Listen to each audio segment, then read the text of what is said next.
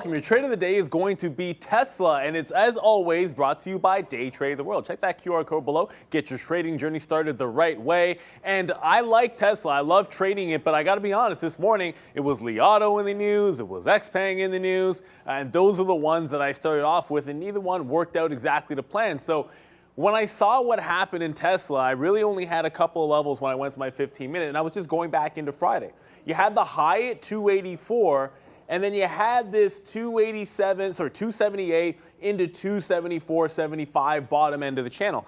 That was it. I didn't have a ton to work with there. It wasn't necessarily a news catalyst, but once we opened up, it was pretty clear what was going on in Tesla. You've tested that, you tested the bottom, and then just shot, breaking back out above that 74.75 level. And once you were breaking out, I was looking at it and saying, oh man, this market is strong. I was in a short in Li Auto that almost immediately got taken out. So I was looking at the EV start to go up, and Tesla was certainly leading the way. Now, ideally, when that 78 level approached, I was looking for a clean break. It did not get the break. Wanted it to come back in this channel, consolidate, and then go higher. Instead, it just immediately pressed through the 280 level, and I'm like, just get in, let's go for that breakout trade. I was looking for a tighter consolidation. It didn't happen, but the 80 breakout was pretty clean.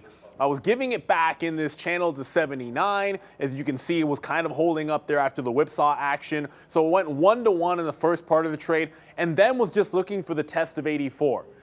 Now, I came in looking for short on any kind of resistance. The market has had trouble breaking resistance. In a bear market, you're respecting resistance. So when I looked at that 84 level, that was always something I wanted to look for a reversal. So if I'm in a long position off of it, the first failure up at that price, I slapped a trail on it, and at that point, I'm just thinking short. If you could have broken out 84, sure, there was probably a scalp trade there. We then make the second test of 84. It fails. First consolidation, this is where I want that entry point. Give it to that high of the day. Get in just under that 283 level, and then it starts working back to the downside, that 281. Once we've broken 280, I'm thinking two things. VWAP, 278. Those are the two targets I have.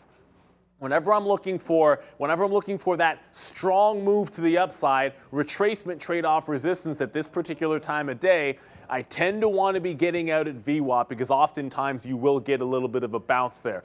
Now, this market has been teaching me something, and that is whenever you have these strong moves to the upside that hit first and major resistance and make a bit of a pullback, well, the dips are a little bit bigger than you're expecting almost every single time. I found myself too often getting out in VWAP saying, okay, well, that's the structure of the trade that's worked for a while on this setup, but then we end up getting more than that after the fact. And you can see you travel well below, right back into that opening range support on Tesla. So the lesson to be learned for me in this particular case was, yes, it was relatively strong, but if you ever find yourself at 10, 10:30, 11 o'clock getting a significant top in this bear market, then you got to hold for a little bit extra here. Expect more out of the trade, even if it's been a strong one. So Tesla at one upside, it was a winner to the downside. I just think we could have had a little bit more had I held through VWAP.